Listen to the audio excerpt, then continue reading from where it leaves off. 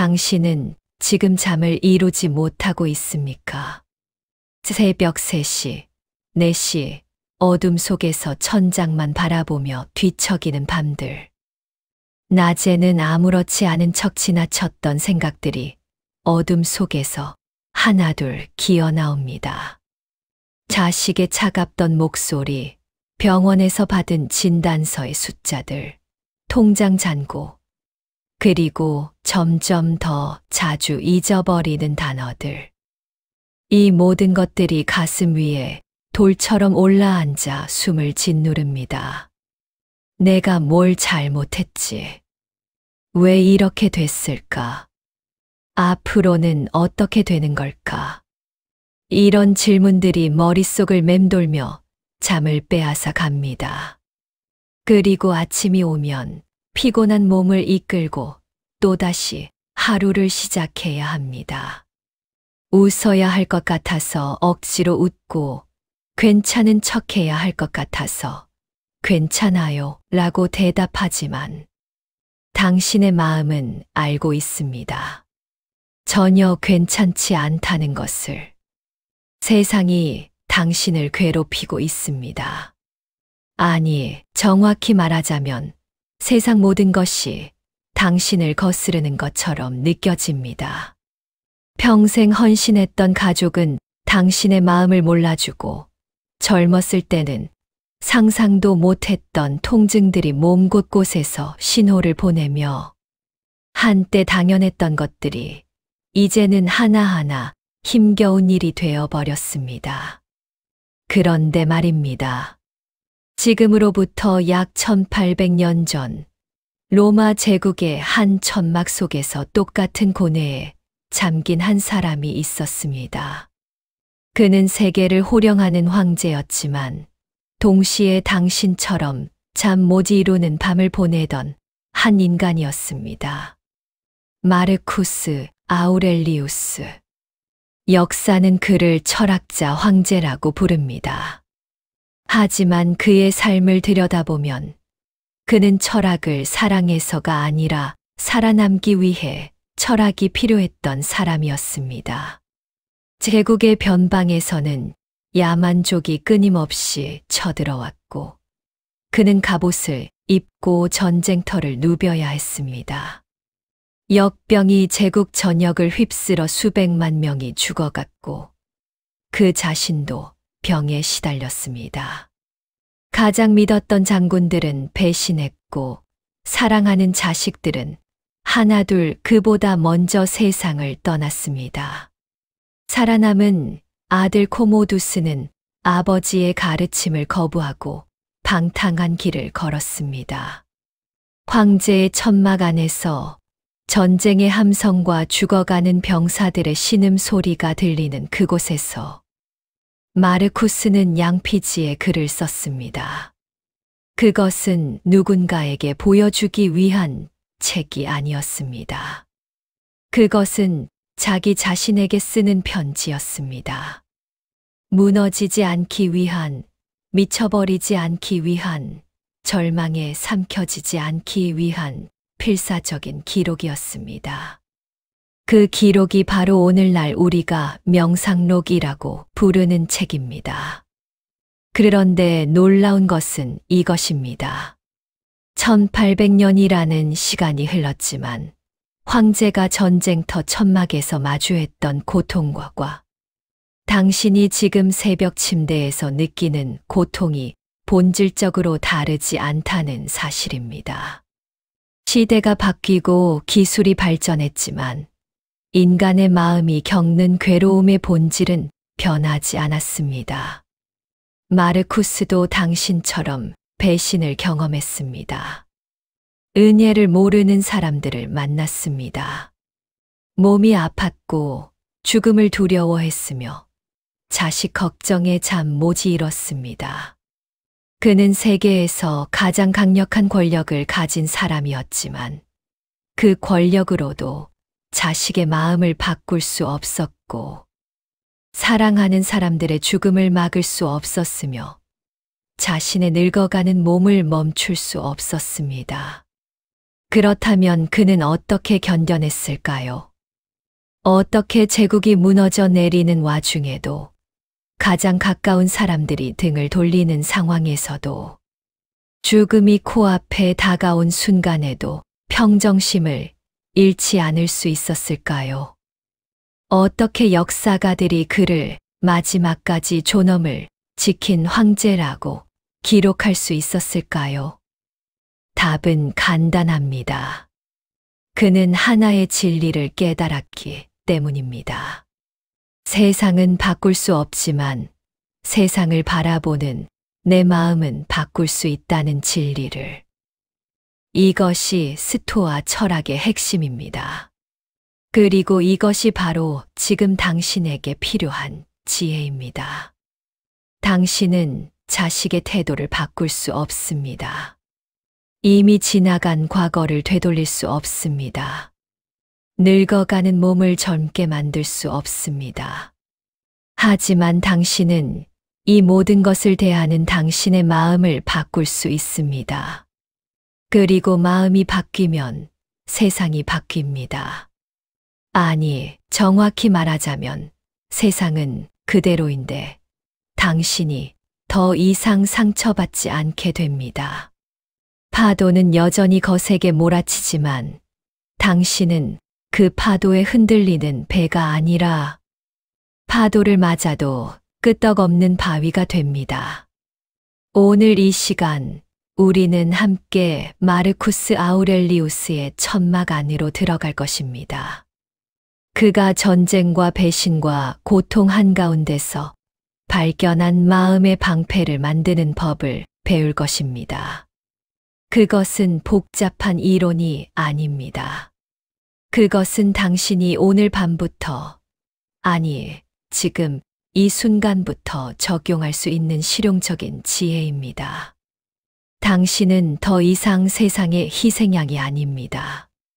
당신은 자신의 마음을 지킬 수 있는 힘을 가진 사람입니다. 그리고 그 힘은 밖에 있지 않습니다. 당신 안에 있습니다. 언제나 그곳에 있었습니다. 다만 당신이 그것을 잊고 있었을 뿐입니다. 이제 함께 그것을 다시 발견해 봅시다. 당신의 마음에 다시 평화가 찾아오는 그 순간까지 함께 걸어가 봅시다. 당신의 인생은 당신의 생각이 만든다.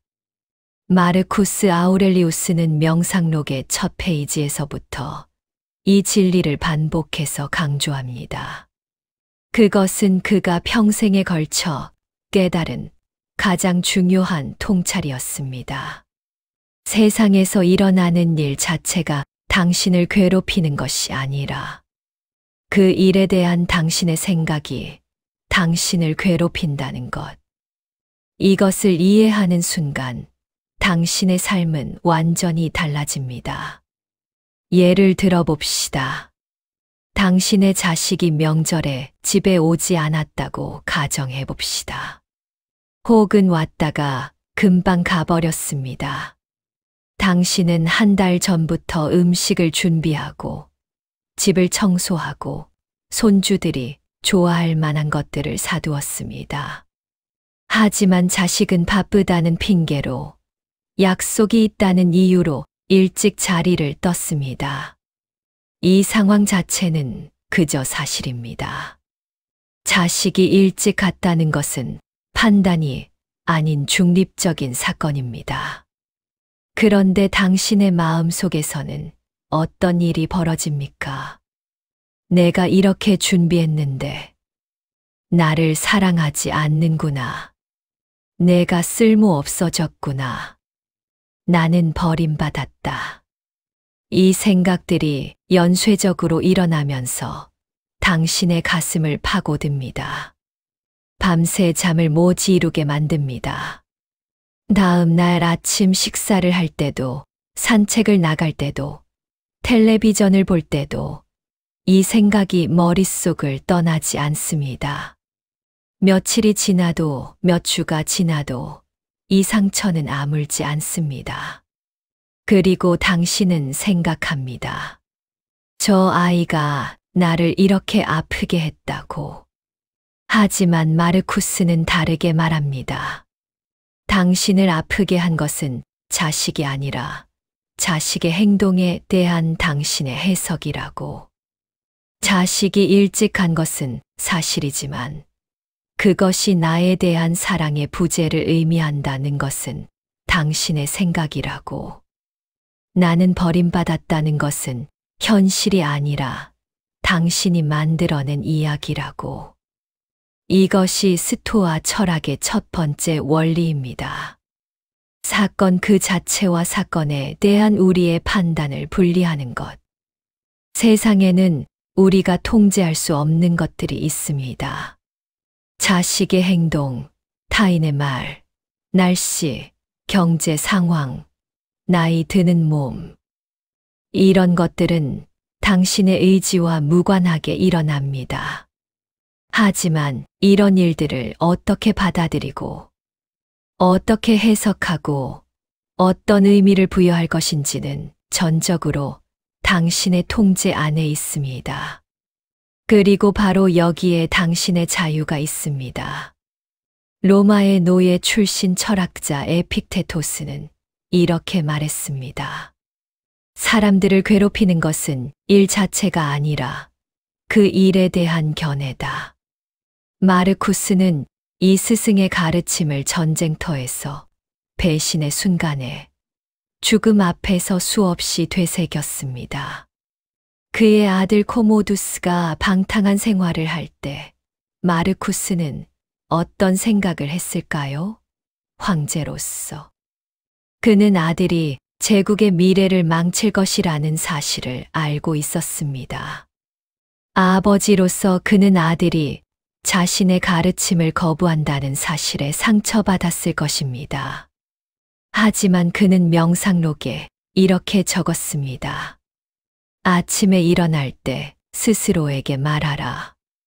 오늘 나는 참견하기 좋아하는 사람, 은혜를 모르는 사람, 거만한 사람, 기만적인 사람, 질투하는 사람, 비사교적인 사람을 만날 것이다. 이 모든 성질은 그들이 선과 악을 구별하지 못하기 때문에 생긴 것이다. 주목해야 할 것은 마르쿠스가 나쁜 사람을 만나지 않기를 일하고 기도하지 않았다는 점입니다. 그는 현실을 있는 그대로 받아들였습니다. 은혜를 모르는 사람, 배신하는 사람, 상처 주는 사람을 만날 것이라는 사실을 인정했습니다. 하지만 동시에 그는 그런 사람들의 행동을 개인적인 공격으로 받아들이지 않았습니다.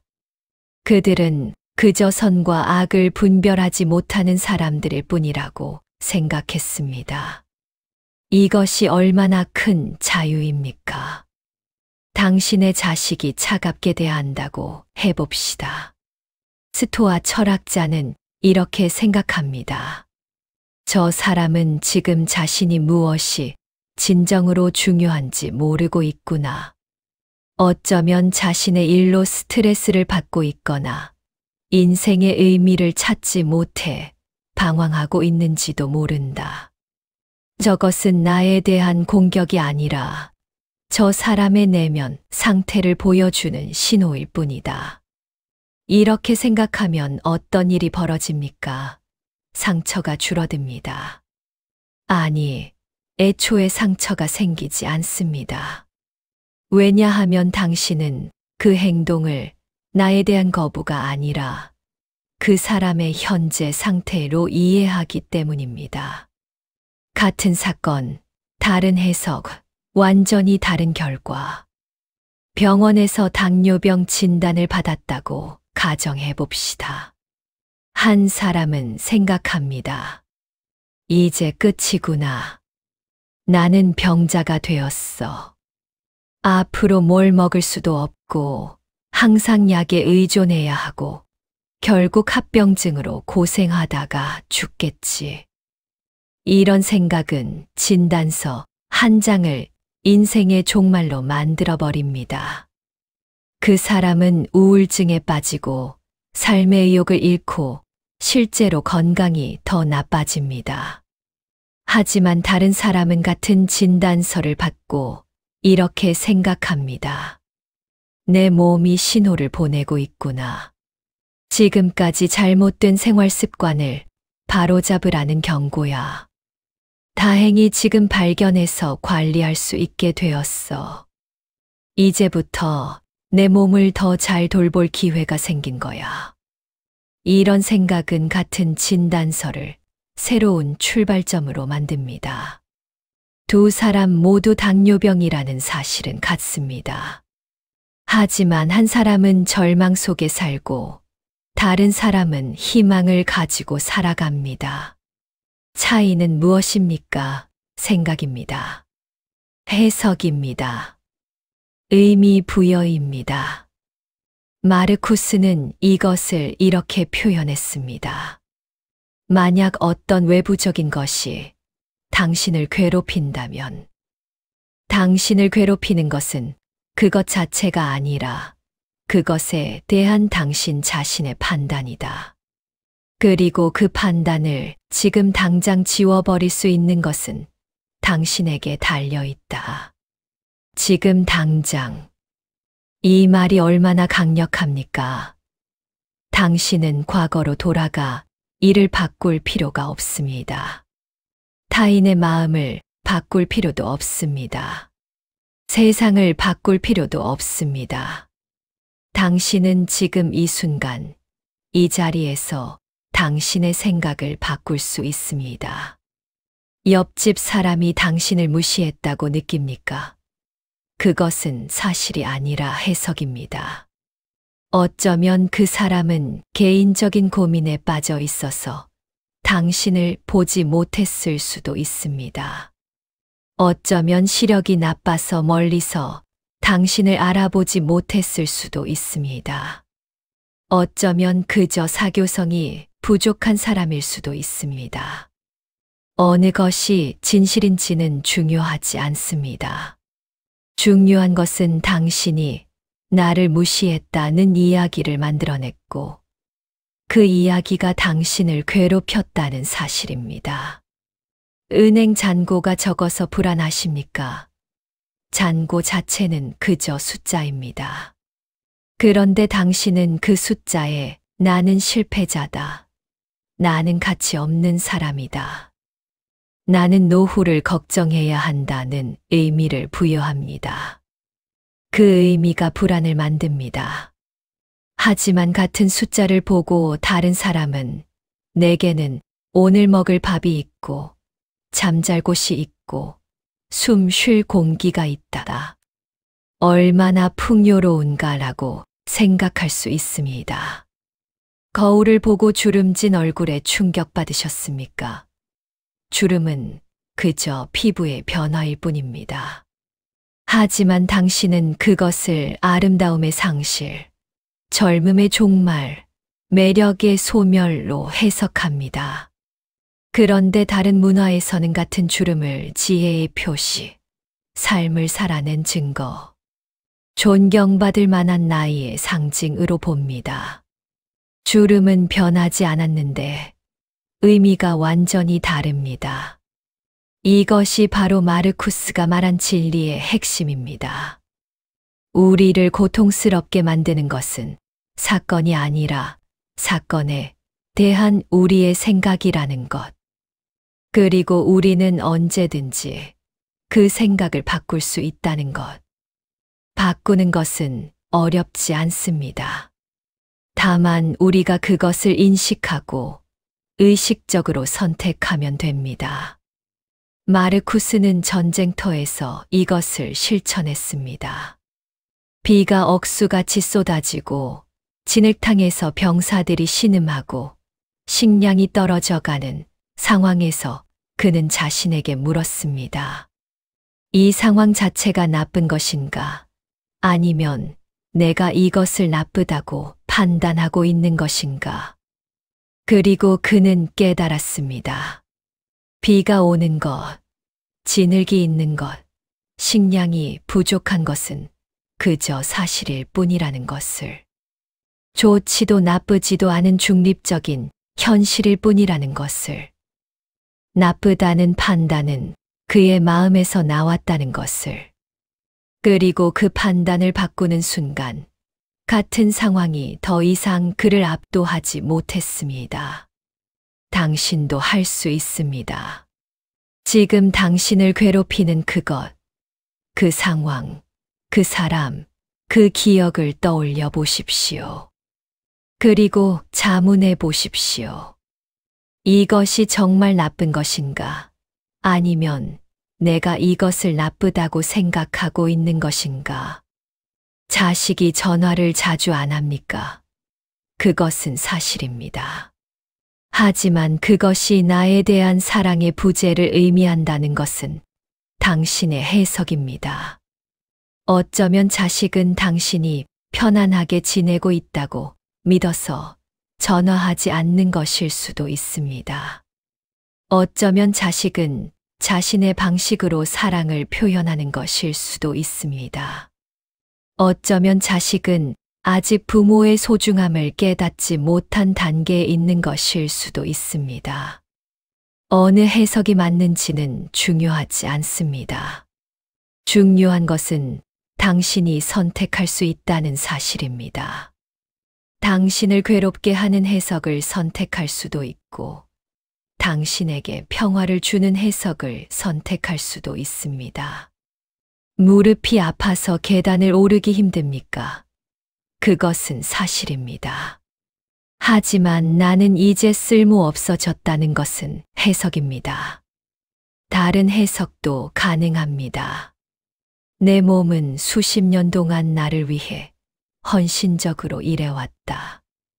이제 조금 쉬어가고 싶어 하는구나. 나는 다른 방식으로 움직이는 법을 배우면 된다. 친구들이 하나둘 세상을 떠나고 있습니까? 슬픈 일입니다. 하지만 나만 남았다는 고립의 이야기로 만들 수도 있고, 나는 그들의 기억을 간직한 살아있는 증인이다 는 의미의 이야기로 만들 수도 있습니다. 재산이 적습니까? 숫자는 객관적 사실입니다. 하지만 나는 실패했다는 이야기와 나는 충분히 가지고 있다는 이야기 중 무엇을 선택할 것인지는 당신에게 달려 있습니다. 이것이 스토아 철학이 말하는 자유입니다. 상황의 노예가 되지 않는 자유, 타인의 행동에 휘둘리지 않는 자유, 과거에 갇히지 않는 자유. 그 자유는 세상을 바꾸는 힘에서 오는 것이 아닙니다.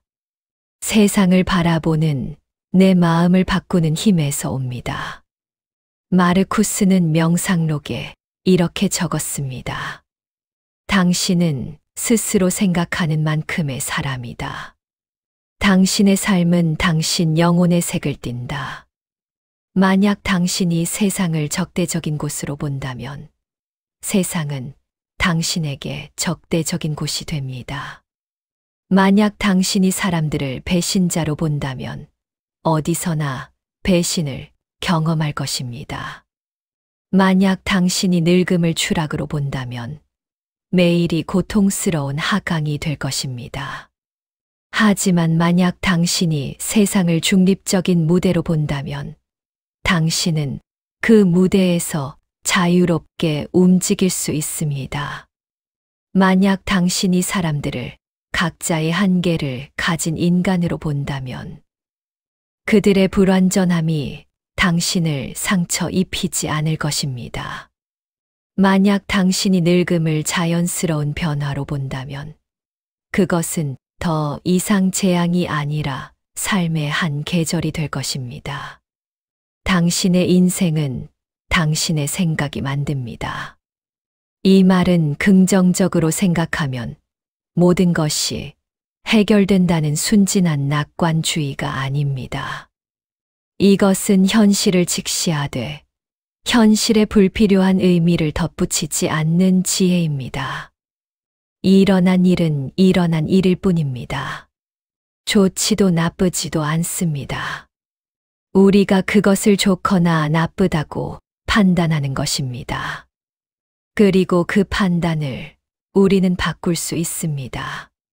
지금 당장, 이 순간에도 당신이 괴로워하고 있는 그 생각, 그것을 한번 내려놓고 다르게 볼 수 있는지 시도해 보십시오. 억지로 긍정적으로 생각하라는 것이 아닙니다. 다만, 내 해석이 유일한 진실인가? 라고 물어보라는 것입니다. 정말 저 사람은 나를 싫어하는 것일까? 아니면 그저 바쁜 것일까? 정말 이 상황은 재앙인가? 아니면 내가 그렇게 이름 붙인 것일까? 정말 나는 가치가 없어진 것일까? 아니면 다른 종류의 가치를 가진 단계로 접어든 것일까? 질문하는 순간 당신은 이미 자유로워지기 시작합니다. 왜냐하면 질문한다는 것은 당신이 더 이상 생각의 노예가 아니라 생각을 관찰하는 주인이 되었다는 뜻이기 때문입니다. 마르쿠스 아우렐리우스는 세계를 지배하는 황제였지만 정작 그가 가장 중요하게 여긴 제국은 외부의 영토가 아니었습니다. 그것은 자신의 내면이었습니다. 그리고 그는 그 내면의 제국에서 자신의 생각을 다스리는 법을 배웠습니다. 당신도 그럴 수 있습니다. 당신은 외부 세계의 황제가 될 수 없을지 모릅니다.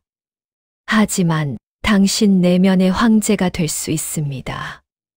당신의 생각을 다스리고 해석을 선택하고 의미를 부여하는 주권자가 될 수 있습니다.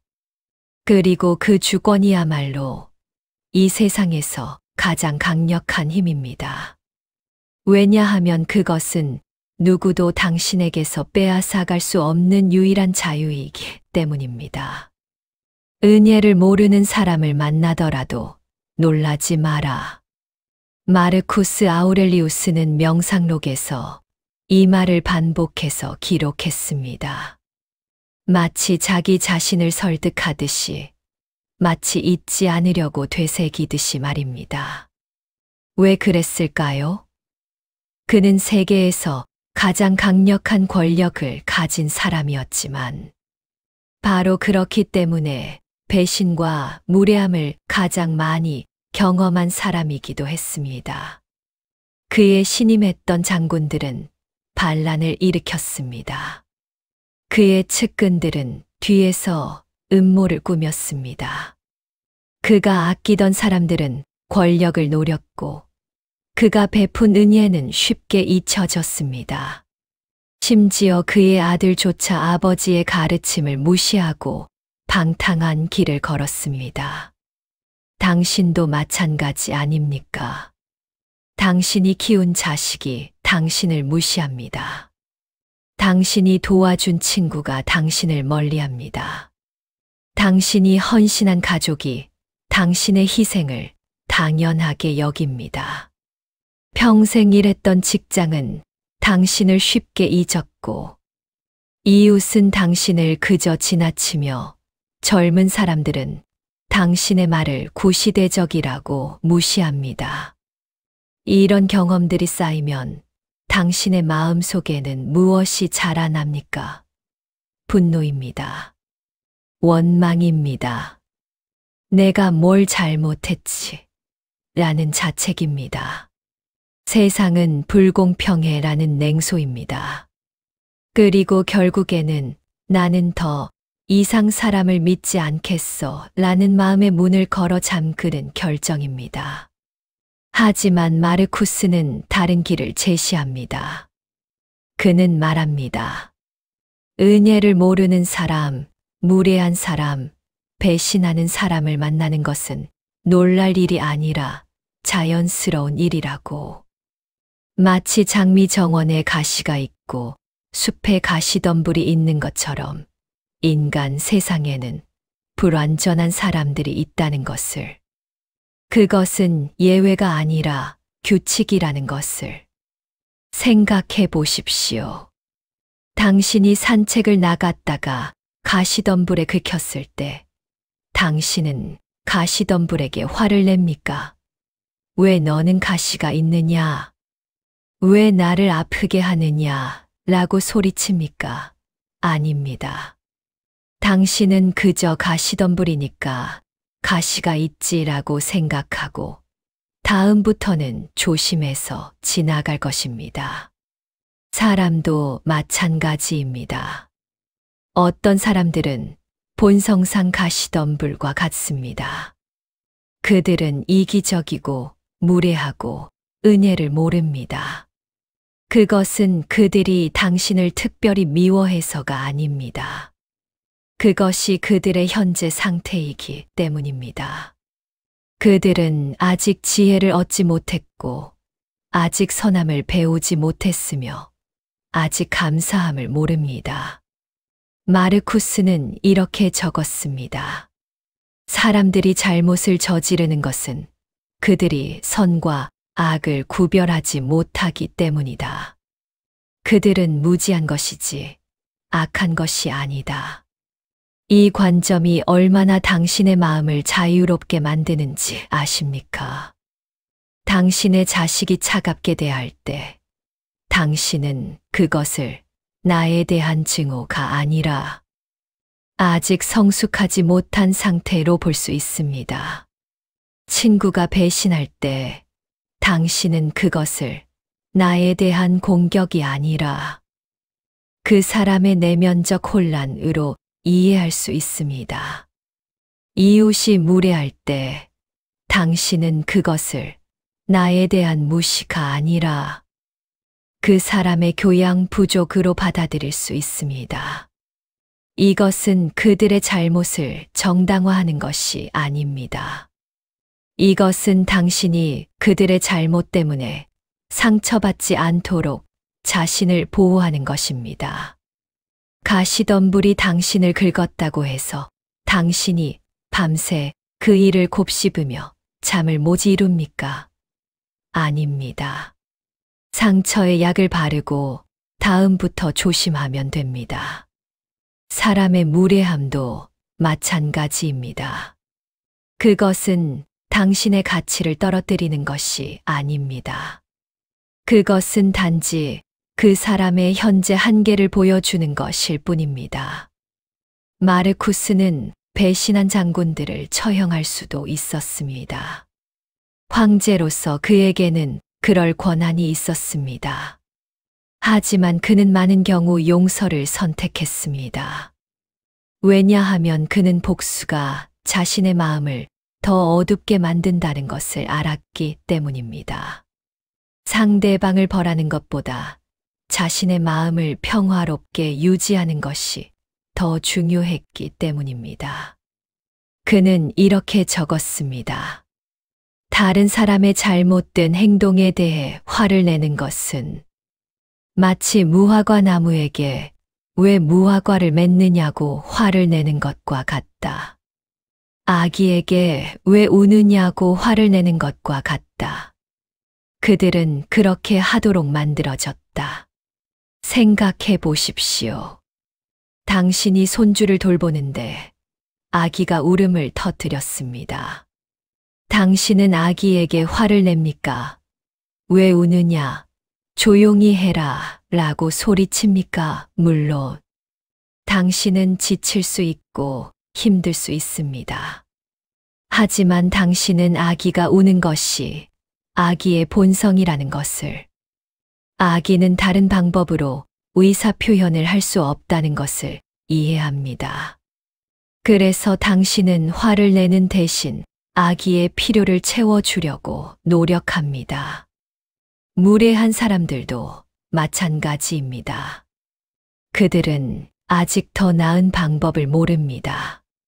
그들은 자신의 감정을 건강하게 표현하는 법을 배우지 못했고, 타인을 존중하는 법을 익히지 못했으며, 감사함의 가치를 깨닫지 못했습니다. 그들은 어린아이처럼 미숙한 것입니다. 이렇게 보면 화가 사라집니다. 대신 연민이 생깁니다. 당신의 자식이 명절에 일찍 떠났습니까? 어쩌면 그 아이는 진정한 관계의 가치를 아직 모르는 것입니다. 언젠가 나이가 들어 자신의 자식을 키우게 되면 그때서야 부모의 마음을 이해할 것입니다. 지금은 그저 그 단계에 이르지 못한 것뿐입니다. 친구가 어려울 때 도와주지 않았습니까? 어쩌면 그 사람은 자신의 두려움에 갇혀 있는 것입니다. 도와주고 싶어도 자신의 문제로 벅차서 다른 사람을 볼 여유가 없는 것입니다. 그것은 당신에 대한 거부가 아니라 그 사람의 내면적 빈곤입니다. 이웃이 인사를 무시했습니까? 어쩌면 그 사람은 우울증으로 고통받고 있는지도 모릅니다. 어쩌면 나쁜 소식을 들었거나 건강에 문제가 있거나 재정적 어려움에 처해 있는지도 모릅니다. 당신을 무시한 것이 아니라 자신의 고통에 압도되어 있는 것입니다. 이렇게 보면 어떤 일이 벌어집니까? 당신은 더 이상 피해자가 아닙니다. 당신은 이해하는 사람이 됩니다. 그리고 이해하는 순간 상처는 치유됩니다. 마르쿠스는 심지어 이렇게까지 말합니다. 사람들이 당신에게 잘못을 저지를 때 당신은 그들을 위해 기도해야 한다. 그들은 자신이 무엇을 하는지 모르기 때문이다. 이것은 예수가 십자가에서 한 말과 똑같습니다. 아버지, 저들을 용서하소서. 그들은 자기가 무엇을 하는지 모릅니다. 동서양을 막론하고 위대한 지혜는 같은 진리에 도달합니다. 사람들은 무지 때문에 잘못을 저지른다는 것. 그들을 미워할 것이 아니라 불쌍히 여겨야 한다는 것. 이것이 쉬운 일일까요? 전혀 그렇지 않습니다. 당신이 평생 헌신한 자식이 당신을 요양원에 보내려고 할 때, 저 아이는 아직 몰라서 그래라고 생각하기는 정말 어렵습니다. 당신이 믿었던 친구가 당신에 대해 뒤에서 나쁜 말을 했을 때, 저 사람은 자신의 불안 때문에 그러는 거야 라고 이해하기는 정말 힘듭니다. 하지만 다른 선택은 무엇입니까? 화를 내고 원망하고 복수를 꿈꾸는 것입니까? 그렇게 하면 상대방은 전혀 고통받지 않고 오직 당신만 고통받습니다. 당신의 화는 상대방에게 한 방울의 상처도 주지 못하고 오직 당신의 내면만 태웁니다. 마르쿠스는 이것을 이렇게 표현했습니다. 다른 사람의 잘못 때문에 화를 내는 것은 다른 사람이 던진 불에 당신 스스로를 집어넣는 것과 같다. 상대방은 불을 던졌을 뿐입니다. 그런데 당신이 그 불을 집어들고 자신의 옷에 불을 붙이는 것입니다. 얼마나 어리석은 일입니까? 대신 마르쿠스는 이렇게 하라고 조언합니다. 타인의 무례함을 그들의 문제로 놔두라고. 그것을 당신의 문제로 만들지 말라고. 그들의 행동은 그들의 책임이지 당신의 책임이 아니라고. 당신의 자식이 효도하지 않습니까? 그것은 자식의 선택입니다.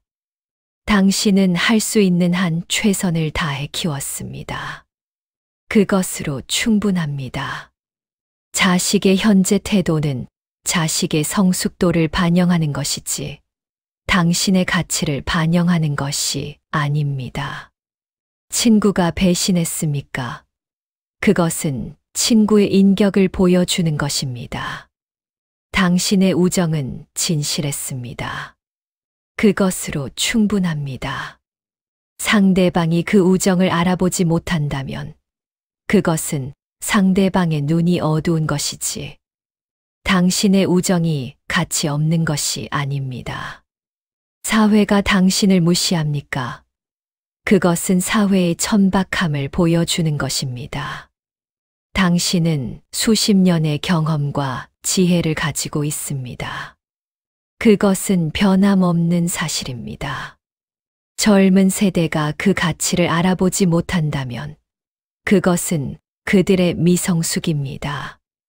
언젠가 그들도 나이가 들면 깨닫게 될 것입니다. 이렇게 생각하면 당신은 자유로워집니다. 왜냐하면 당신의 가치가 타인의 인정에 의존하지 않기 때문입니다. 당신의 평화가 타인의 행동에 좌우되지 않기 때문입니다. 마르쿠스는 이것을 내면의 요새라고 불렀습니다. 외부에서 아무리 공격이 들어와도 당신의 내면에는 누구도 침범할 수 없는 안전한 공간이 있다는 것입니다. 그곳에서 당신은 평화롭습니다. 그곳에서 당신은 자유롭습니다. 그곳에서 당신은 상처받지 않습니다. 타인이 무례하게 대할 때 당신은 이렇게 생각할 수 있습니다. 저 사람은 나의 외곽을 공격하고 있을 뿐이다. 나의 본질, 나의 핵심, 나의 진정한 자아는 저 공격이 닿을 수 없는 곳에 있다. 나는 안전하다. 이것은 무감각해지라는 말이 아닙니다. 이것은 감정을 죽이라는 말이 아닙니다. 이것은 당신의 감정을 보호하라는 말입니다. 타인의 무례함이 당신의 내면 깊숙이 침투하여 당신의 평화를 파괴하도록 놔두지 말라는 것입니다. 마르쿠스는 전쟁터에서 이것을 매일 연습했습니다. 반란을 일으킨 장군의 소식을 들을 때마다 그는 자신에게 말했습니다. 이것은 놀랄 일이 아니다. 권력 앞에서 사람들은 변한다. 이것은 자연스러운 일이다. 나는 내가 해야 할 일을 할 것이고, 저 사람은 저 사람의 선택에 대한 책임을 질 것이다. 역병이 퍼져 사람들이 황제를 비난할 때 그는 자신에게 말했습니다. 사람들은 두려울 때 누군가를 탓하려고 한다. 이것은 인간의 본성이다. 나는 할 수 있는 최선을 다했고 그것으로 충분하다.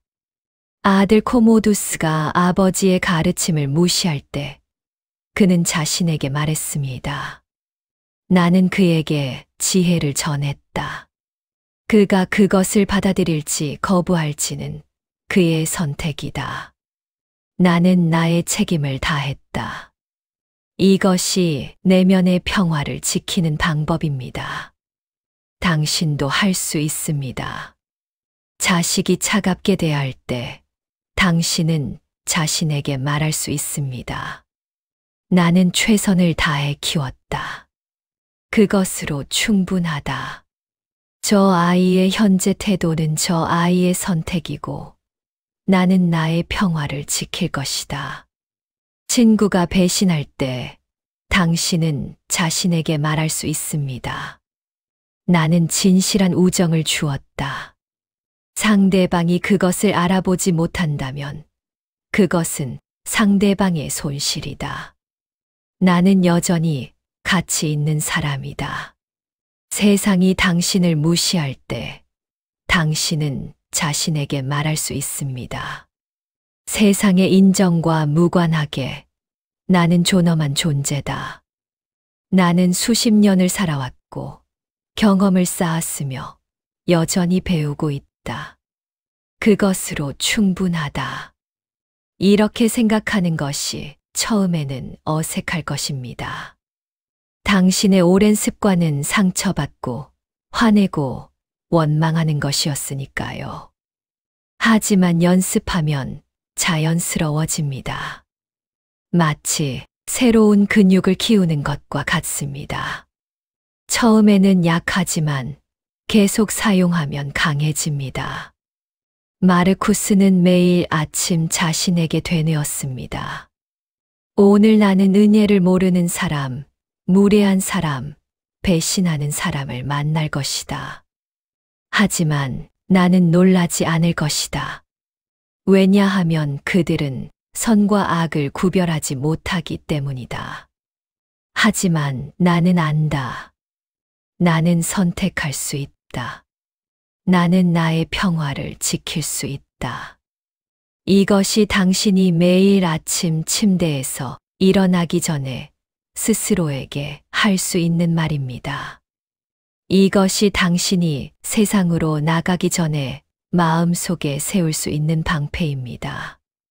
그리고 그날 정말로 누군가가 당신에게 무례하게 대할 때 당신은 준비되어 있을 것입니다. 당신은 놀라지 않을 것입니다. 당신은 상처받지 않을 것입니다. 왜냐하면 당신은 이미 그것을 예상했고, 이미 그것을 이해했으며, 이미 그것을 용서했기 때문입니다.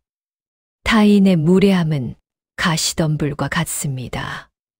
가시덤불을 원망할 수는 없습니다. 다만 조심해서 지나가면 됩니다. 그리고 만약 긁혔다면 상처를 치료하고 다음부터는 더 조심하면 됩니다.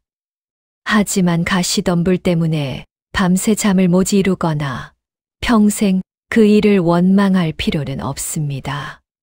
사람도 마찬가지입니다. 그들의 무례함은 그들의 미성숙입니다. 그들의 배신은 그들의 무지입니다. 그들의 은혜 모름은 그들의 빈곤입니다.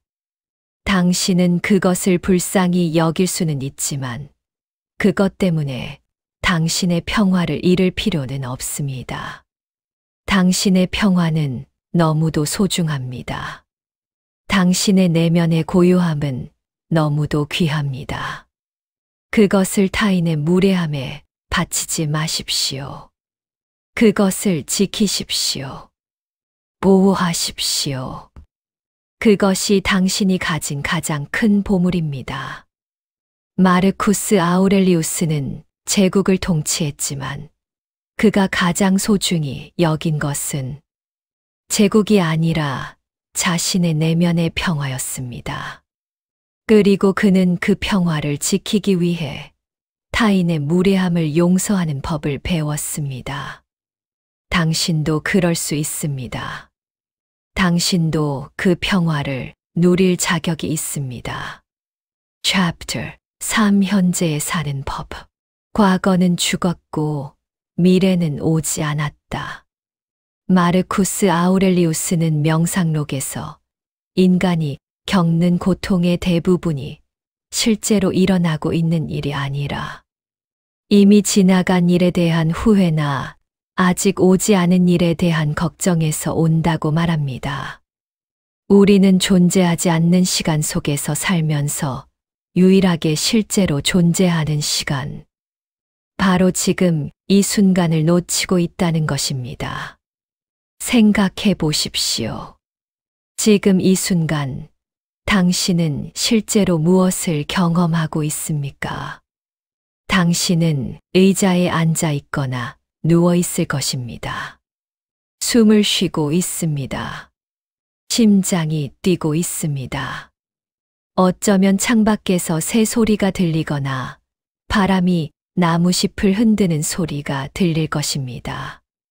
이것이 현재입니다. 이것이 실제로 존재하는 유일한 순간입니다. 그런데 당신의 마음은 어디에 있습니까? 10년 전에 내가 그 결정을 내리지 않았더라면 그때 그 사람에게 그런 말을 하지 않았어야 했는데 왜 나는 그때 그렇게 했을까? 이것은 과거입니다. 과거는 더 이상 존재하지 않습니다. 과거는 기억 속에만 존재할 뿐입니다.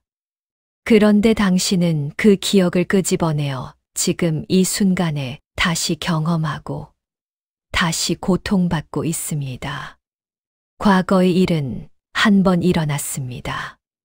하지만 당신은 그것을 매일, 매주, 매년 반복해서 경험하며 수백 번 고통받고 있습니다.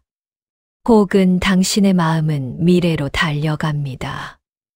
내년에 건강이 더 나빠지면 어떡하지? 돈이 떨어지면 어떡하지? 혼자 죽으면 어떡하지? 자식들이 나를 버리면 어떡하지? 이것은 미래입니다. 미래는 아직 오지 않았습니다. 미래는 당신의 상상 속에만 존재합니다. 그런데 당신은 그 상상을 마치 이미 일어난 일처럼 두려워하고 걱정하며 불안해하고 있습니다. 아직 일어나지도 않은 일 때문에 지금 이 순간의 평화를 망치고 있습니다. 마르쿠스는 이렇게 말합니다. 당신이 가진 것은 오직 현재뿐이다. 과거와 미래는 같은 무게를 가지고 있다. 둘 다 존재하지 않는다. 이 말이 얼마나 해방적입니까? 과거에 어떤 실수를 했든 그것은 이미 지나갔습니다. 당신은 그것을 바꿀 수 없습니다. 미래에 어떤 일이 일어날지 그것은 아직 오지 않았습니다. 당신은 그것을 미리 경험할 필요가 없습니다. 당신이 가진 것은 오직 지금 이 순간뿐입니다. 그리고 지금 이 순간은 대부분의 경우 괜찮습니다. 정말로 생각해 보십시오. 지금 이 순간 당신은 숨을 쉴 수 있습니까? 그렇다면 괜찮습니다. 지금 이 순간 견딜 수 없는 고통이 있습니까? 대부분의 경우 없을 것입니다. 지금 이 순간 당신을 위협하는 즉각적인 위험이 있습니까? 아마도 없을 것입니다.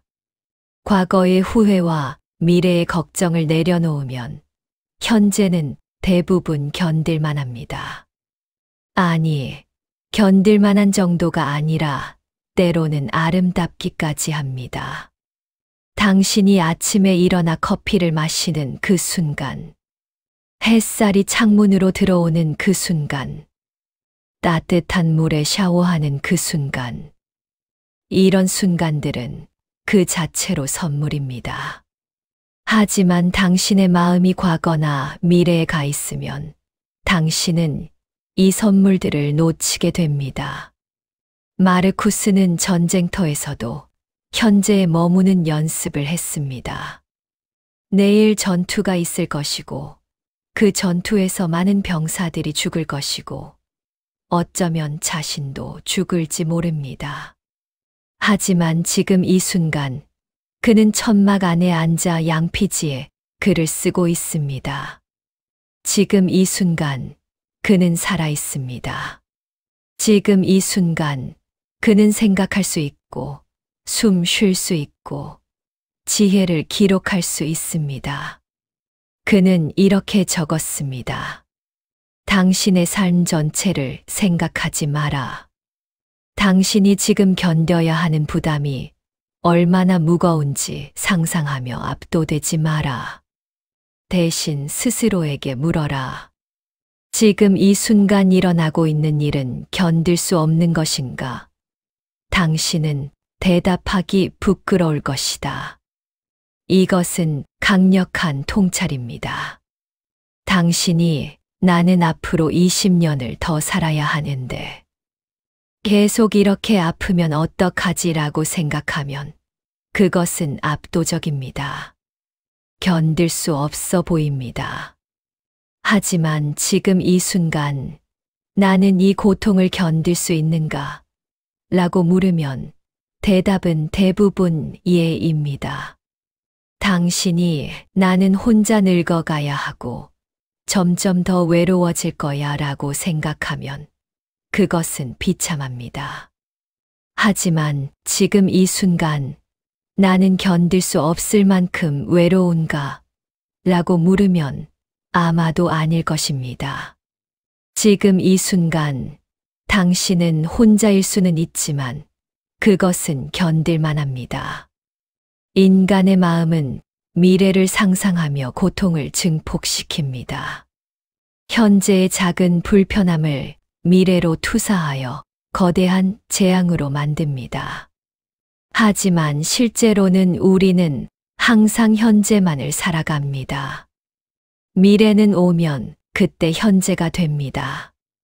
그리고 그 현재도 대부분 견딜만 합니다. 마르쿠스는 이렇게도 말합니다. 당신의 삶을 하루가 아니라 한순간씩 살아라.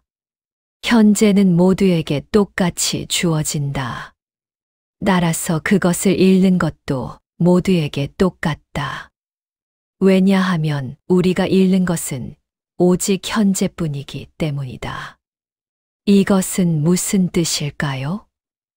백만장자든 거지든 젊은이든 노인이든 모두에게 주어진 것은 지금 이 순간뿐이라는 것입니다. 당신이 과거에 무엇을 가졌든 미래에 무엇을 가질 것이든 지금 이 순간 당신이 실제로 소유한 것은 바로 이 순간뿐입니다. 그리고 이 순간은 충분합니다. 당신은 나는 젊음을 잃었다고 한탄할 수 있습니다. 하지만 젊음은 이미 과거입니다.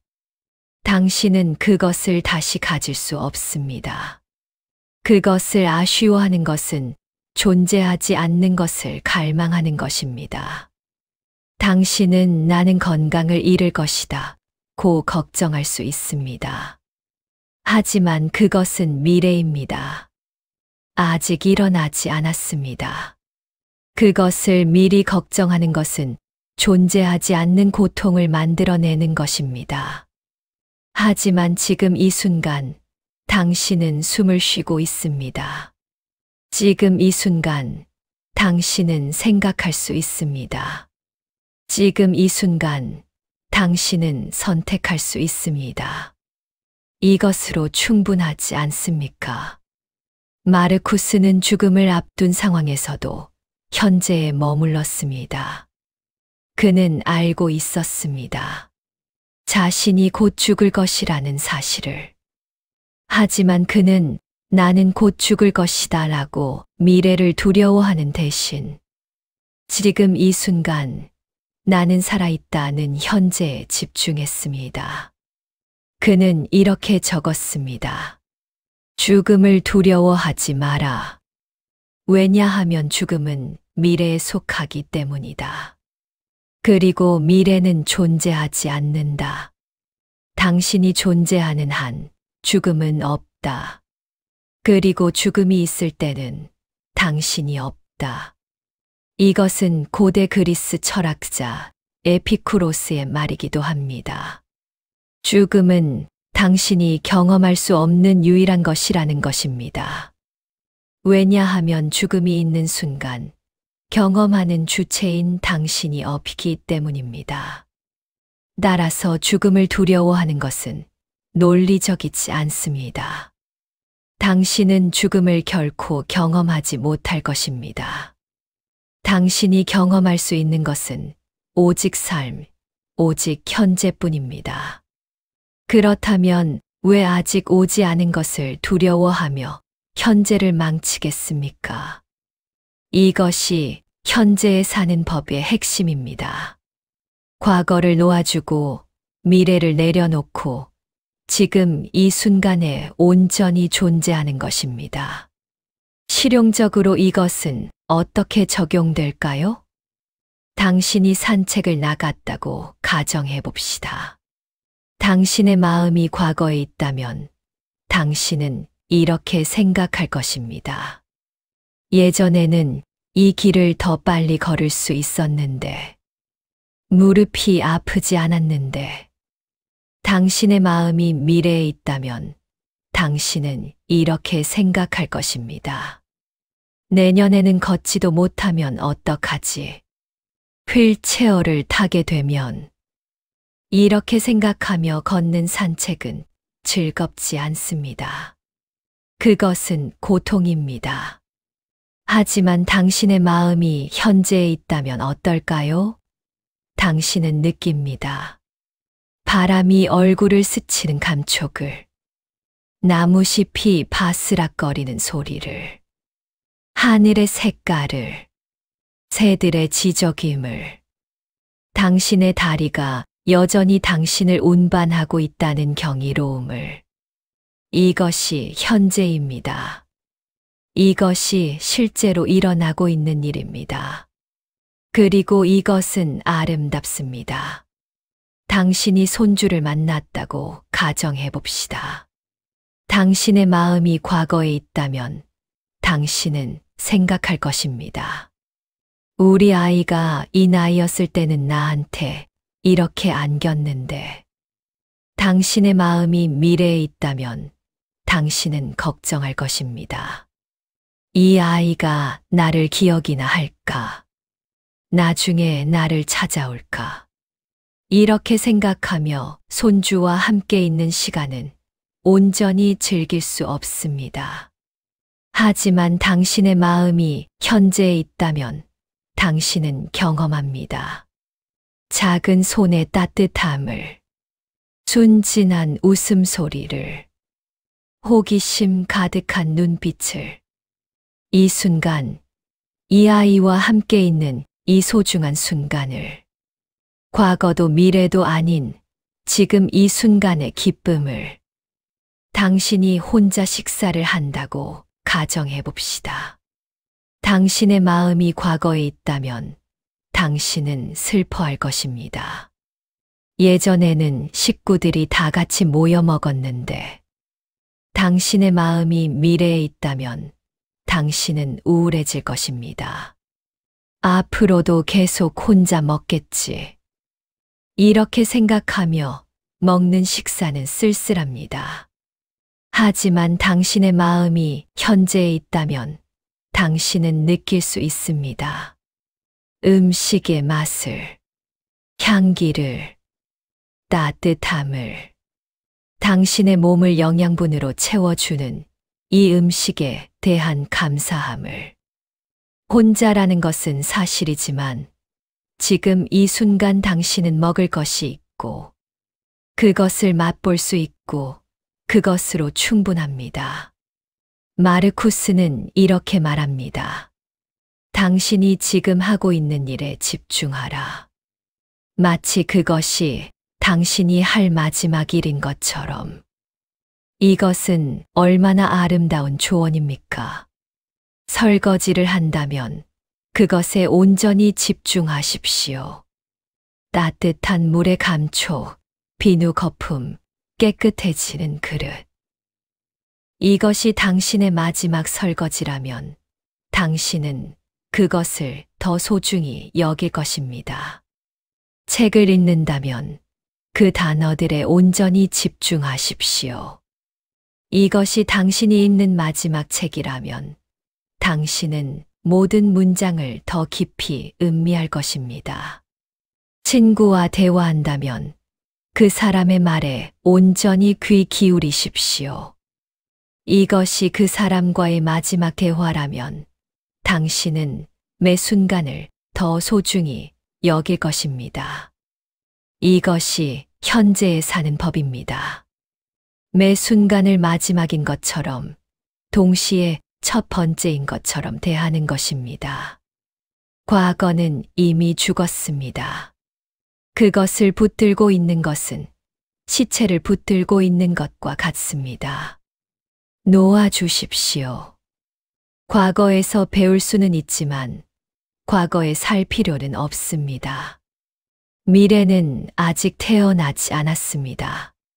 그것을 미리 걱정하는 것은 그림자와 싸우는 것과 같습니다. 준비할 수는 있지만 아직 일어나지 않은 일을 미리 고통받을 필요는 없습니다. 현재만이 살아 있습니다. 현재만이 실제로 존재합니다. 현재만이 당신의 것입니다. 그리고 현재는 거의 항상 견딜만 합니다. 아니, 견딜만한 정도가 아닙니다. 현재는 종종 아름답습니다. 당신이 그것을 볼 수 있는 눈만 있다면 마르쿠스 아우렐리우스는 제국의 무게를 짊어지고 전쟁의 참화 속에서도 현재에 머무는 법을 배웠습니다. 그리고 그것이 그에게 평화를 주었습니다. 당신도 할 수 있습니다. 과거를 놓아주십시오. 미래를 내려놓으십시오. 그리고 지금 이 순간을 온전히 살아보십시오. 당신이 발견할 것은 이것입니다. 지금 이 순간은 생각보다 훨씬 더 괜찮다는 것을. 아니, 괜찮은 정도가 아니라 때로는 놀랍도록 아름답다는 것을. 마르쿠스는 자신의 늙어가는 몸을 관찰하며 이렇게 적었습니다. 내 몸은 변하고 있다. 이것은 자연스럽다. 모든 것은 변한다. 변하지 않는 것은 없다. 나의 본질은 몸이 아니라 내 안에 지배하는 힘, 내 이성이다. 그것은 늙지 않는다. 이것은 얼마나 위로가 되는 관점입니까? 당신의 몸은 늙습니다. 이것은 사실입니다. 당신의 무릎은 아프고 눈은 침침해지고 기억력은 약해집니다. 하지만 이것이 당신의 전부입니까? 아닙니다. 당신의 본질, 당신의 핵심, 당신을 당신이게 만드는 것은 당신의 내면, 당신의 정신, 당신의 의식입니다. 그리고 그것은 나이와 무관합니다. 당신은 여전히 생각할 수 있습니다. 여전히 선택할 수 있습니다. 여전히 사랑할 수 있습니다. 여전히 배울 수 있습니다. 여전히 지혜로워질 수 있습니다. 몸은 늙지만 영혼은 성숙해집니다. 마르쿠스는 50대 후반에 죽었습니다. 그는 자신의 죽음이 임박했다는 것을 알았습니다. 병과 전쟁과 피로가 그의 몸을 소진시켰습니다. 하지만 그는 죽음을 두려워하지 않았습니다. 그는 이렇게 적었습니다. 올리브가 익으면 떨어진다. 그것은 나무를 저주하지 않는다. 그것은 자신을 키워준 나무에 감사하며 떨어진다. 이것이 얼마나 아름다운 비유입니까? 올리브는 나무에 매달려 나는 떨어지고 싶지 않아. 나는 영원히 여기 있고 싶어. 라고 울부짖지 않습니다. 올리브는 자신이 익었다는 것을, 이제 떨어질 때가 되었다는 것을 압니다. 그리고 그것은 슬픈 일이 아니라 자연스러운 일입니다. 그렇다면 우리는 어떻게 떨어져야 할까요? 올리브처럼 나무를 저주하지 않고 감사하며 떨어져야 합니다. 이 삶이 당신에게 준 모든 것에 감사하며, 당신이 경험한 모든 순간들에 감사하며, 좋았던 날들, 힘들었던 날들, 사랑했던 사람들, 배웠던 교훈들. 이 모든 것이 당신의 삶이었습니다. 그리고 그것은 충분히 가치 있었습니다. 그는 이렇게 적었습니다. 죽음은 삶의 끝이 아니라 삶의 마지막 행위다. 연극을 생각해 보십시오. 배우가 무대에 올라 자신의 역할을 훌륭히 수행합니다. 그리고 연극이 끝나면 무대에서 내려옵니다. 우리는 그것을 비극이라고 하지 않습니다. 우리는 연극이 끝났다. 배우가 역할을 잘 해냈다라고 말합니다. 인생도 연극과 같습니다. 당신은 이 무대에 올라 당신의 역할을 수행했습니다. 부모로서, 자식으로서, 배우자로서, 친구로서, 직업인으로서. 당신은 웃고, 울고, 사랑하고, 고통받고, 배우고, 성장했습니다. 그리고 언젠가는 무대에서 내려올 때가 옵니다. 그것은 실패가 아닙니다. 그것은 단지 당신의 역할이 끝났다는 것입니다. 그리고 다른 배우들이 그들의 역할을 계속할 것입니다. 마르쿠스는 이렇게 말합니다. 죽음을 두려워하는 것은 어리석다. 왜냐하면 죽음은 자연의 법칙이고 자연의 법칙을 두려워하는 것은 어린아이 같은 것이기 때문이다. 아이들은 어둠을 두려워합니다. 하지만 어른이 되면 어둠이 자연스러운 것임을, 어둠도 남만큼이나 필요한 것임을 이해합니다. 마찬가지로 지혜로운 사람은 죽음을 두려워하지 않습니다. 죽음이 삶만큼이나 자연스러운 것임을, 죽음 없이는 삶도 의미가 없음을 이해하기 때문입니다. 만약 당신이 영원히 산다면 오늘은 중요하지 않을 것입니다. 내일도 있고 모레도 있고 영원한 내일이 있을 테니까요. 하지만 당신의 시간이 유한하기 때문에 매 순간이 소중해집니다. 죽음은 삶에 의미를 부여합니다. 끝이 있기 때문에 우리는 더 깊이 사랑하고 더 열심히 살고 더 진지하게 선택합니다. 그렇다면 늙음은 어떻습니까? 늙음도 마찬가지입니다. 늙음은 당신에게 시간이 흐르고 있다. 중요한 것에 집중하라는 메시지를 보냅니다. 당신의 몸이 약해지는 것은 당신에게 이제는 육체적 성취가 아니라 정신적 평화를 추구할 때라고 말해줍니다. 당신의 에너지가 줄어드는 것은 쓸모없는 일에 에너지를 낭비하지 말고 정말 중요한 것에만 사용하라고 가르쳐 줍니다. 늙음은 저주가 아니라 선생님입니다. 마르쿠스는 이렇게 적었습니다. 당신의 나이에 맞게 살아라. 청년이 노인의 흉내를 낼 필요가 없듯이 노인이 청년의 흉내를 낼 필요도 없다. 각 계절은 그 자체의 아름다움이 있다. 당신이 60대, 70대, 80대라면 그것은 당신이 20대, 30대가 아니라는 뜻입니다. 그것은 나쁜 것이 아닙니다. 그것은 다른 것입니다. 당신은 충분히 살았습니까? 그렇다면 감사하십시오. 당신은 아직 더 살고 싶습니까? 그렇다면 남은 시간을 소중히 여기십시오. 하지만 언젠가는 떠나야 한다는 것을, 그것이 자연스럽다는 것을, 그것이 끝이 아니라 변화라는 것을 받아들이십시오. 올리브가 익으면 떨어집니다. 저항하지 않고 투쟁하지 않고 그저 자연스럽게. 그리고 그것은 아름답습니다. 당신도 언젠가는 떨어질 것입니다. 하지만 그때까지 당신은 나무에 매달려 햇빛을 즐기고 빗물을 마시고 익어가는 과정을 경험할 것입니다. 그리고 떨어질 때가 오면 당신은 감사하며 떨어질 것입니다.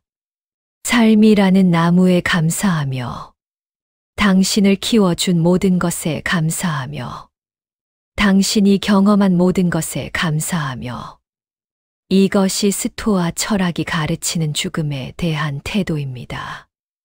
두려움이 아니라 수용, 저항이 아니라 평화, 비극이 아니라 자연스러운 완성. 당신은 죽음을 두려워할 필요가 없습니다.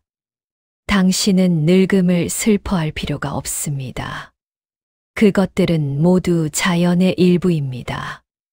그리고 자연은 결코 잘못을 저지르지 않습니다. 전쟁터에서 마르쿠스는 실제 요새 안에 있었습니다. 두꺼운 성벽, 무장한 병사들, 방어 시설들. 하지만 그는 알고 있었습니다. 진짜 요새는 돌과 병사로 만들어지는 것이 아니라는 것을. 진짜 요새는 마음속에 있다는 것을. 그는 이렇게 적었습니다. 사람들은 시골 별장, 해변, 산으로 도피처를 찾는다. 당신도 그런 곳을 갈망한다. 하지만 이것은 매우 평범한 생각이다. 왜냐하면 당신은 언제든지 당신 자신 안으로 피신할 수 있기 때문이다. 사람이 피신할 수 있는 곳 중에서 자기 자신의 영혼보다 더 조용하고 평화로운 곳은 없다. 생각해 보십시오. 당신은 평화를 어디서 찾습니까? 시끄러운 도시를 떠나 조용한 시골로 가면 평화로울 거야. 이 사람들만 없으면 평화로울 텐데. 건강만 회복되면 평화로울 텐데. 돈만 있으면 평화로울 텐데. 이것은 모두 외부에서 평화를 찾는 것입니다. 하지만 마르쿠스는 말합니다. 진짜 평화는 외부 환경이 아니라 내면의 상태라고. 당신은 조용한 산속에 가도 여전히 당신의 생각을 가지고 갑니다. 여전히 당신의 걱정을 가지고 갑니다. 여전히 당신의 분노와 두려움을 가지고 갑니다. 장소가 바뀌어도 마음이 바뀌지 않으면 당신은 여전히 불평화합니다. 반대로 당신이 내면의 평화를 가지고 있다면 시끄러운 도심 한가운데서도 병원 대기실에서도 붐비는 지하철에서도 평화로울 수 있습니다. 마르쿠스는 전쟁터에서 이것을 증명했습니다. 주변에는 죽음과 혼란과 공포가 가득했습니다. 하지만 그는 자신의 내면으로 들어가 평화를 찾았습니다. 그는 천막 안에서 명상록을 쓰며 자신의 내면의 요새를 건설했습니다. 그렇다면 이 내면의 요새는 어떻게 건설합니까? 첫째, 당신은 외부와 내부를 구별해야 합니다. 외부 타인의 말, 타인의 행동, 날씨, 경제, 정치, 당신의 몸 상태, 일어나는 사건들. 이것들은 모두 당신의 통제 밖에 있습니다. 내부 당신의 생각, 당신의 해석, 당신의 태도, 당신의 선택. 이것들은 모두 당신의 통제 안에 있습니다. 내면의 요새는 이 구별에서 시작됩니다. 당신은 외부를 통제하려고 에너지를 낭비하지 않습니다.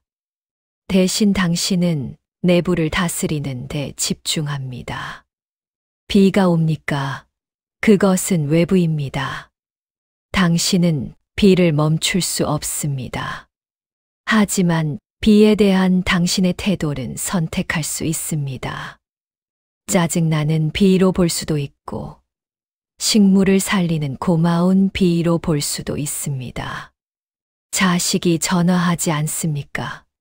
그것은 외부입니다. 당신은 자식을 강제로 전화하게 만들 수 없습니다. 하지만 그것을 어떻게 해석할지는 선택할 수 있습니다. 나를 사랑하지 않는다는 상처로 받아들일 수도 있고, 바쁘게 잘 살고 있구나라는 안심으로 받아들일 수도 있습니다.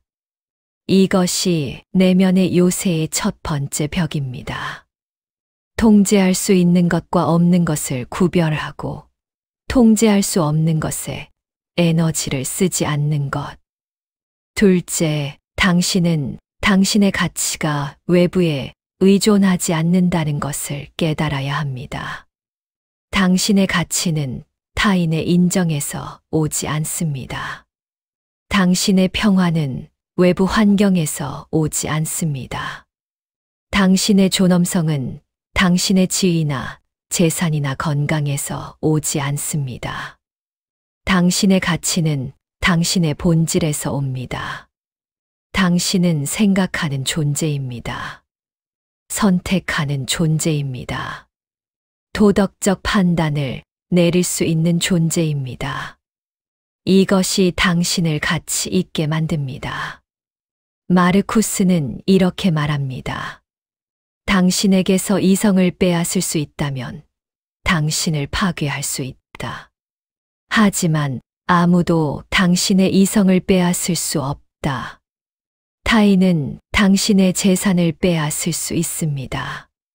당신의 건강을 해칠 수 있습니다. 당신의 명예를 훼손할 수 있습니다. 하지만 아무도 당신의 내면의 자유를, 당신의 선택의 능력을, 당신의 도덕적 판단력을 빼앗을 수 없습니다. 이것이 내면의 요새의 두 번째 벽입니다. 당신의 본질적 가치는 외부가 아니라 내부에 있다는 확신. 셋째, 당신은 현재 순간에 머무는 연습을 해야 합니다. 과거의 후회와 미래의 걱정이 당신의 평화를 파괴합니다.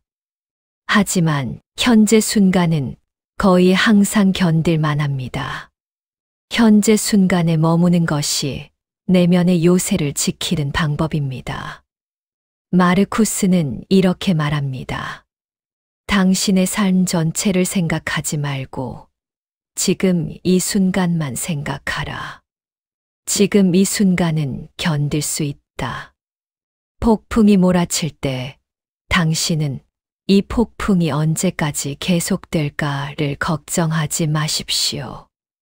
대신 지금 이 순간 나는 안전하다에 집중하십시오.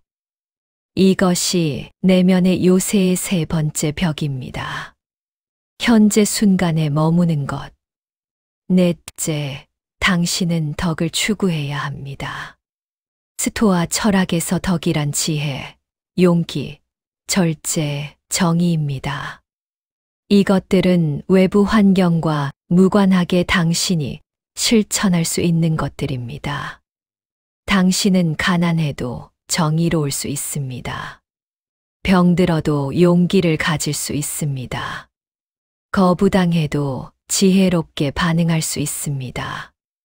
외로워도 절제할 수 있습니다.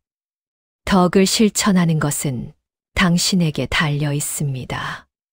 그 누구도 당신이 덕스럽게 행동하는 것을 막을 수 없습니다. 마르쿠스는 이렇게 말합니다.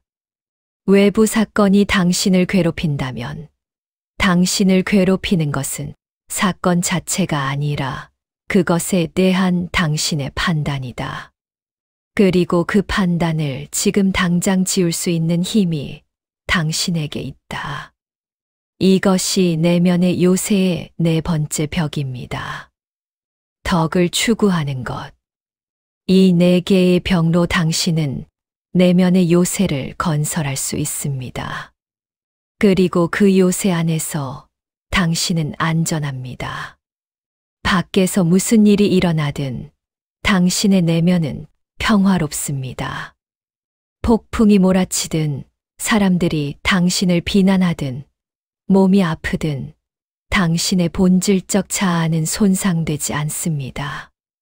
마르쿠스는 제국이 흔들리는 와중에도 이 요새 안에서 평화를 찾았습니다. 그는 매일 밤 천막 안에서 자신의 내면으로 돌아왔습니다. 그리고 그곳에서 그는 회복했습니다. 재충전했습니다. 평화를 되찾았습니다. 당신도 할 수 있습니다. 당신이 하루를 마치고 집에 돌아올 때 세상의 소음을 뒤로하고 당신의 내면으로 돌아오십시오. 침대에 누워 눈을 감고 깊게 숨을 쉬십시오. 그리고 자신에게 말하십시오. 오늘 무슨 일이 있었든 나의 본질은 손상되지 않았다. 타인이 무엇을 말했든 나의 가치는 변하지 않았다. 외부가 아무리 혼란스러워도 나의 내면은 고요할 수 있다. 나는 여기 나의 요새 안에서 안전하다. 이것이 내면의 요새로 돌아오는 의식입니다. 처음에는 어색할 것입니다. 세상의 소음이 여전히 당신의 마음 속에서 울릴 것입니다. 하지만 계속 연습하면 이 요새는 점점 더 강해지고, 점점 더 조용해지고, 점점 더 평화로워집니다. 마르쿠스는 이렇게 말합니다. 매일 당신 자신 안으로 피신하라. 그곳에서 재생하라. 그곳에서 당신은 새로워질 것이다. 이것은 도피가 아닙니다. 이것은 재충전입니다. 전사가 전투 후 요새로 돌아가 상처를 치료하고 무기를 갈고 다음 전투를 준비하듯이 당신도 매일 내면의 요새로 돌아가 평화를 되찾고 지혜를 축적하고 다음 날을 준비하는 것입니다. 그리고 이 요새가 강해질수록 외부 세계는 당신을 덜 흔들 것입니다. 자식이 무례하게 대해도 당신은 흔들리지 않습니다. 왜냐하면 당신의 가치는 자식의 태도에 달려있지 않기 때문입니다. 건강이 나빠져도 당신은 절망하지 않습니다. 왜냐하면 당신의 본질은 몸이 아니라 정신이기 때문입니다. 재산이 줄어들어도 당신은 불안해하지 않습니다. 왜냐하면 진짜 부는 외부가 아니라 내부에 있기 때문입니다. 세상이 당신을 무시해도 당신은 상처받지 않습니다. 왜냐하면 당신은 이미 당신 자신에게 인정받았기 때문입니다. 이것이 내면의 요새가 주는 자유입니다. 당신은 더 이상 외부 세계의 노예가 아닙니다. 당신은 내면 세계의 주인입니다. 마르쿠스 아우렐리우스는 로마 제국을 지배했지만 그가 가장 열심히 지배한 것은 자기 자신의 마음이었습니다. 그리고 그것이 그에게 진정한 평화를 주었습니다. 당신도 제국을 지배할 필요는 없습니다. 당신은 단지 당신 자신의 마음을 지배하면 됩니다. 그것만으로도 충분합니다. 당신의 내면에 요새를 건설하십시오. 그리고 매일 그곳으로 돌아가십시오. 그곳에서 당신은 안전하고 평화롭고 자유롭습니다. 그 누구도, 그 어떤 것도 당신의 요새를 침범할 수 없습니다. 왜냐하면 그것은 당신의 것이고, 오직 당신만이 그곳의 문을 열 수 있기 때문입니다. 아우트로, 당신은 상처받지 않을 권리가 있습니다. 이제 우리의 여정이 끝나갑니다. 마르쿠스 아우렐리우스의 천막에서 시작한 이 여정. 1800년의 시간을 건너 전쟁터에서 당신의 침실로, 황제의 고뇌에서 당신의 고뇌로 이어진 이 길. 우리는 함께 걸었습니다. 생각의 힘을 배웠고 타인의 무례함을 대하는 법을 익혔으며 현재에 사는 법을 연습했고 죽음을 자연스러운 것으로 받아들였으며 내면의 요새를 건설했습니다. 이 모든 것이 하나의 진리로 귀결됩니다. 당신은 상처받지 않을 권리가 있습니다. 아니, 더 정확히 말하자면 당신은 상처받지 않을 힘을 가지고 있습니다. 세상은 여전히 거칠 것입니다. 사람들은 여전히 무례할 것입니다. 몸은 여전히 늙어갈 것입니다. 예상치 못한 일들이 여전히 일어날 것입니다. 하지만 이제 당신은 압니다. 이 모든 것들이 당신을 파괴할 수 없다는 것을. 왜냐하면 당신의 본질, 당신의 핵심, 당신의 진정한 자아는 외부 사건이 닿을 수 없는 곳에 있기 때문입니다. 마르쿠스는 명상록의 마지막 부분에서 이렇게 적었습니다. 당신은 당신 자신의 주인이 될 수 있다. 그리고 그것이 모든 것이다. 모든 것. 당신이 제국을 지배하지 못해도 당신 자신을 지배할 수 있다면 당신은 진정한 황제입니다. 당신이 타인을 바꾸지 못해도 당신의 마음을 바꿀 수 있다면 당신은 진정한 마법사입니다. 당신이 세상을 평화롭게 만들지 못해도 당신의 내면을 평화롭게 만들 수 있다면 당신은 진정한 평화주의자입니다. 이것이 스토아 철학이 당신에게 주는 선물입니다. 외부에 의존하지 않는 평화, 타인의 인정을 필요로 하지 않는 가치, 환경에 좌우되지 않는 자유. 이제 아침에 일어날 때 당신은 마르쿠스처럼 자신에게 말할 수 있습니다. 오늘 나는 무례한 사람들을 만날 것이다. 하지만 나는 놀라지 않을 것이다. 나는 이해할 것이다. 그리고 나는 상처받지 않을 것이다. 오늘 나의 몸은 아플지 모른다. 하지만 그것은 나의 본질이 아니다. 나의 정신은 여전히 자유롭다. 오늘 뜻대로 되지 않는 일들이 있을 것이다. 하지만 나는 내가 통제할 수 없는 것을 받아들이고 내가 통제할 수 있는 것에 집중할 것이다. 오늘 하루를 잘 살 것이다. 과거에 머물지 않고 미래를 걱정하지 않고 지금 이 순간을 온전히 경험할 것이다. 오늘 나는 내면의 요새로 돌아갈 것이다. 그곳에서 나는 안전하고 평화롭고 자유롭다. 이것이 당신이 스스로에게 할 수 있는 약속입니다. 그리고 이 약속을 지킬 때마다 당신은 조금씩 더 자유로워질 것입니다. 마르쿠스는 50대 후반에 전쟁터에서 죽었습니다. 역병과 전쟁과 배신 속에서 삶을 마감했습니다. 하지만 그는 평화롭게 죽었습니다. 왜냐하면 그는 자신의 삶을 잘 살았다는 것을, 자신이 덕스럽게 행동했다는 것을, 자신이 통제할 수 있는 것들을 잘 관리했다는 것을 알았기 때문입니다. 그의 마지막 말은 이것이었다고 전해집니다. 울지 마라. 대신 나를 기억하고 내가 한 일을 기억하라. 그리고 삶을 계속하라. 이것이 스토아 철학자의 죽음입니다. 후회 없는 죽음, 평화로운 죽음, 감사로 가득한 죽음. 당신도 그렇게 살 수 있습니다.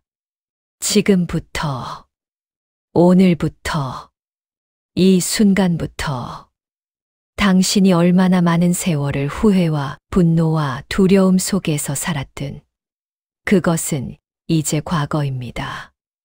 당신은 지금 이 순간 다르게 선택할 수 있습니다. 당신이 얼마나 많이 상처받았든 그 상처들은 당신의 본질을 파괴하지 못했습니다. 당신은 여전히 여기 있습니다. 여전히 생각하고 느끼고 선택할 수 있습니다. 당신 앞에 얼마나 많은 날들이 남았든 그 날들을 평화롭게 살 수 있는 지혜를 이제 당신은 가지고 있습니다. 마르쿠스 아우렐리우스는 이렇게 말했습니다. 인생은 의견이다. 당신의 인생이 비참하다고 느껴진다면 그것은 당신의 의견입니다.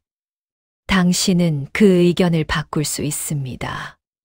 당신의 인생이 끝났다고 느껴진다면 그것은 당신의 의견입니다. 당신은 그 의견을 바꿀 수 있습니다. 당신이 가치 없다고 느껴진다면 그것은 당신의 의견입니다. 당신은 그 의견을 바꿀 수 있습니다. 당신의 인생은 당신의 생각이 만듭니다. 그리고 당신의 생각은 당신이 선택합니다. 이것이 당신의 자유입니다. 이것이 당신의 힘입니다. 이것이 당신의 권리입니다. 1800년 전 한 황제가 전쟁터 천막에서 양피지에 글을 썼습니다. 그는 자신을 위해 썼습니다. 무너지지 않기 위해, 평화를 지키기 위해, 인간으로 남기 위해. 그가 알지 못했던 것은 그의 글이 1800년 후 당신에게 전해질 것이라는 사실입니다. 그의 고뇌가 당신의 고뇌와 만날 것이라는 사실입니다. 그의 지혜가 당신의 삶을 바꿀 수 있다는 사실입니다. 이제 그 지혜는 당신의 것입니다. 당신은 더 이상 혼자가 아닙니다. 당신은 마르쿠스와 함께, 그리고 지난 수천 년 동안 스토아 철학을 실천한 수많은 사람들과 함께 걷고 있습니다. 당신은 더 이상 무력하지 않습니다. 당신은 당신의 마음을 지배하는 법을 알고 있습니다. 당신은 더 이상 두려워할 필요가 없습니다. 당신은 어떤 상황에서도 평화를 찾을 수 있는 내면의 요새를 가지고 있습니다. 오늘 밤 침대에 누울 때 당신은 평화로울 수 있습니다. 내일 아침 일어날 때 당신은 준비되어 있을 것입니다.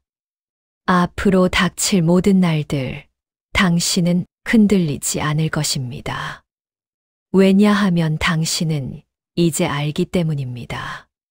세상은 당신을 파괴할 수 없다는 것을, 사람들은 당신을 상처 입힐 수 없다는 것을, 시간은 당신의 본질을 빼앗을 수 없다는 것을.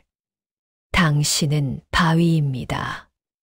파도가 아무리 거세게 몰아쳐도 흔들리지 않는 바위입니다.